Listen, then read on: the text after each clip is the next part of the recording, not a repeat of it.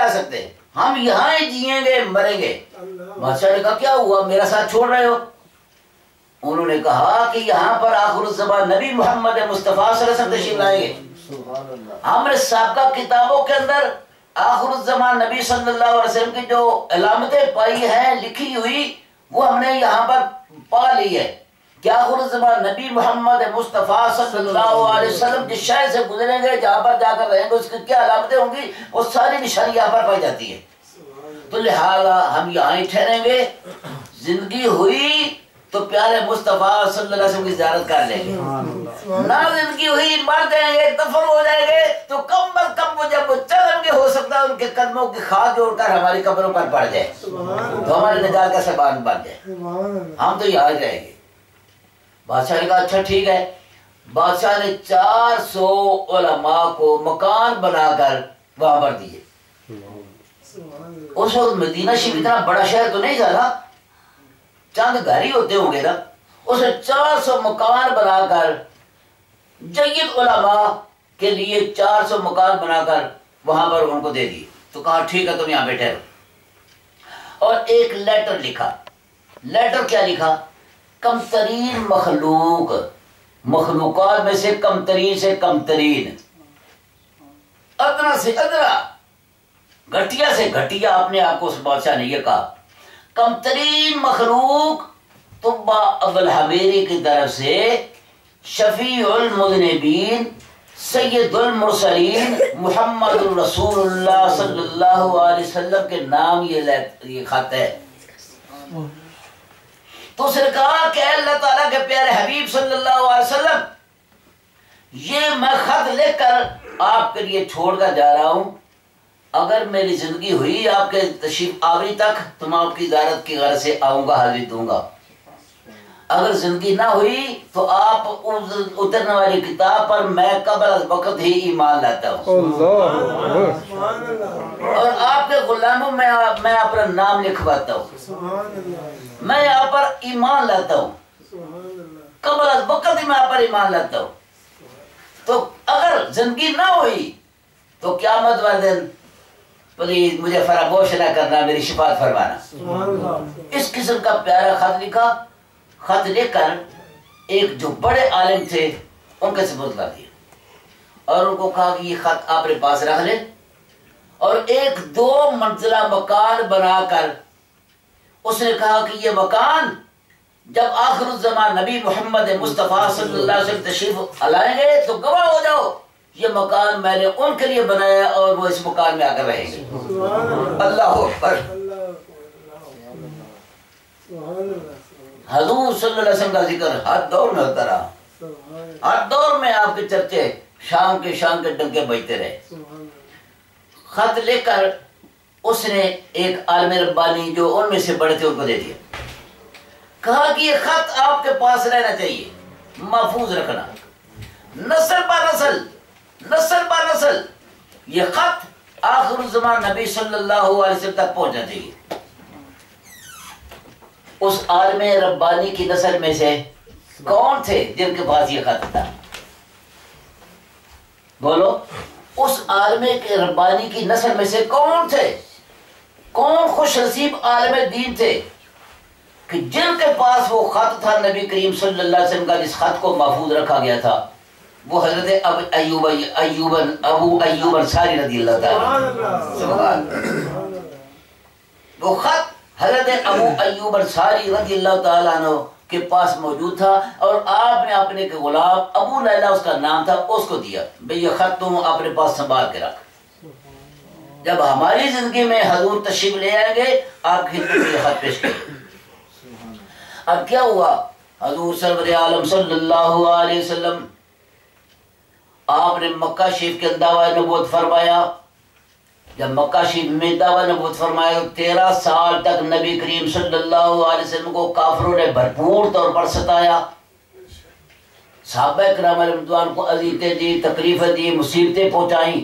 حضور صلی اللہ علیہ وسلم کو تکلیفیں دی, مصیبتیں پہنچائیں, اور بالآخر نبی کریم صلی اللہ علیہ وسلم کو شہید کر دینے کا پروگرام بنایا.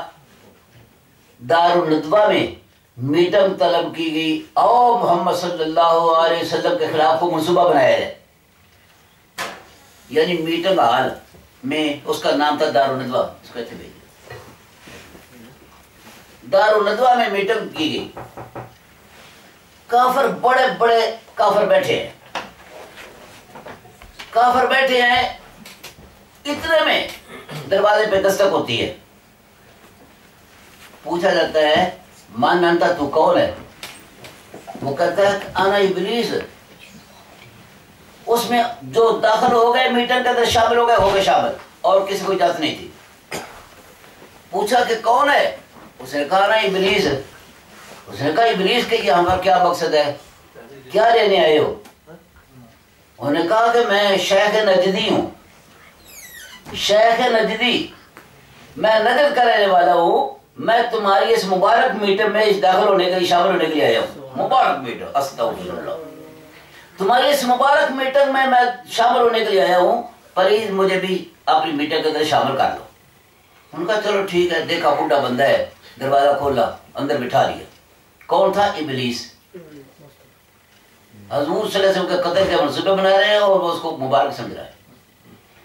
جب بیٹھ گئے باتوں میں، ہاں جی بولو کس طرح حضور صلی اللہ علیہ وسلم سے جان چھڑائی جائے؟ کسی نے کہا محمد صلی اللہ علیہ وسلم کو اونٹ پر بٹھا کر دور کسی علاقے میں چھوڑ کے آ جاؤ، غیر آباد علاقے میں چھوڑ کے آ جاؤ، بس جان چھوٹ جائے گی۔ ابلیس نے کہا محمد سے اس طرح کس طرح تمہاری جان چھوٹے گی؟ جہاں مرضی چھوڑ کر آ جاؤ، وہاں پر اپنا ماحول بنا لیں گے، وہاں پر ان کے غلام بن جائیں گے، پھر تم پر حملہ کر دیں گے، پھر کیا کرو گے؟ اچھا چلو ٹھیک ہے، یہ بھی نہیں ٹھیک، اب کیا کیا جائے؟ محمد کو مکان کے اندر بند کر دو، بس نہ روٹی نہ پانی، کوئی شے نہ پہنچاؤ، مکان بند کر دو، کسی کو نہ بتاؤ، اسی میں ہی بھوکے پیاسے ختم ہو جائیں گے، نعوذ باللہ من ذالک۔ اس نے کہا یہ کیسے ہو سکتا ہے؟ جس مکان میں داخل کرو گے مکان بند کر لو گے، جو مرضی کر لو گے، کسی کو نہ بتاؤ گے، ان کی نبوت کی بھینی بھینی خوشبو جب باہر نکلے گی تو صحابہ کرام رضوان تو مکان کے در و دیوار کو توڑ پھوڑ کر اندر داخل ہو جائیں گے، اپنے پیارے حبیب کو نکال دیں گے۔ پھر کیا کرو گے؟ ان کی مہک نے دل کے گنچے کھلا دیے ہیں، جس راہ چل گئے کوچے بسا دیے۔ حضور کے تو یہ شان تھی، جس گھر سے گزر جاتے تھے وہ بگی مہک جائے گا، جس مکان سے گزر جایا کرتے تھے وہ مکان مہک جایا، جس محلے سے گزر جایا کرتے محلے مہک جایا کرتے تھے۔ یہ بھی نہیں، پھر کیا کیا جائے؟ تو انہوں نے کہا یوں کرو کہ محمد صلی اللہ علیہ وسلم کا مکان کا محاصرہ کرو، سکیم میں اس طرف سرکار کے ذاکے ہوتی تھی اور اس طرف چشمان احمد آسیوں کے غم میں روتی تھی، ادھر تو یہ ارادے تھے محمد کو قتل کر ڈالے، ادھر یہ ارادے تھے دنیا کو دوزخ سے بچا ڈالے۔ یہ ان کے مکان کا محاصرہ کرو اور ہر قبیلے سے ایک ایک بندہ مکان کے چاروں طرف جا کر تلوار ننگی لے کر کھڑے ہو جائیں، جب محمد صلی اللہ علیہ وسلم نکلے یک بار کی حملہ کر دو، ان کو شہید کر دو۔ کوئی ایک بندہ قتل کرے، کوئی ایک قبیلہ اس کے اندر ملوث ہو، تو ایک قبیلے سے اس کا صحابہ لڑ لیں گے، جب سارے قبیلے اکٹھے ہو جائیں گے سارے لڑیں گے، تو سارے ان کو قتل اس کے ملوث ہوں گے، صحابہ کس کس کا مقابلہ کریں گے؟ ٹھیک ہے جی۔ جب نبی کریم صلی اللہ علیہ وسلم کے مکان شریف کا محاصرہ ہو گیا، شب ہجرت، تو رب نے فرمایا میرے پیارے حبیب یہ ہے تمہاری ہجرت کا ٹائم۔ چار تو پھر کافر تلواریں میان سے نکال کے پیرے پہ کھڑے ہیں، انتظار میں کھڑے ہیں کہ حضور صلی اللہ علیہ وسلم جس طرف سے بھی باہر نکلیں گے ہمیں یک بار کی حملہ کر کے ان کو شہید کر دیں گے۔ رب نے عین اس وقت میں فرمایا ہے میرے پیارے حبیب یہ لطف ہے، اب لطف ہے باہر نکلنے کا، باہر نکلنا تمہارا کام ہے، تمہاری حفاظت فرمانا ہمارا کام ہے۔ یہ کیا کریں گے؟ یہ تمہیں کیسے قدر کریں گے؟ حفاظت کرنے والا ہم ہیں، واللہ یعصمک من الناس، اللہ تعالیٰ آپ کو لوگوں سے محفوظ فرمانے والے ہیں۔ تو حضور صلی اللہ علیہ وسلم باہر نکلے، ہاتھ میں ایسے مٹھی لی، ریت کی مٹھی بھری، مٹھی بھر کے ایسے گھمائی نا، ایسے گھما کے چاروں طرف ایسے پھینکی نا، شاہد الوجوہ، شاہد الوجوہ فرمایا، شاہد الوجوہ، ایسے مٹھی ریت کی لے کر ایسے گھمائی، وہ جہاں جہاں بھی کھڑے تھے رات اندھیری میں وہ ریت کے ذرات ان کی آنکھوں میں جا کر پڑے، ریت کے ذرات ان کی آنکھوں میں جا کر پڑے، اور حضور بسلامت ان میں سے نکل کر ان کو پتہ بھی نہ چلا۔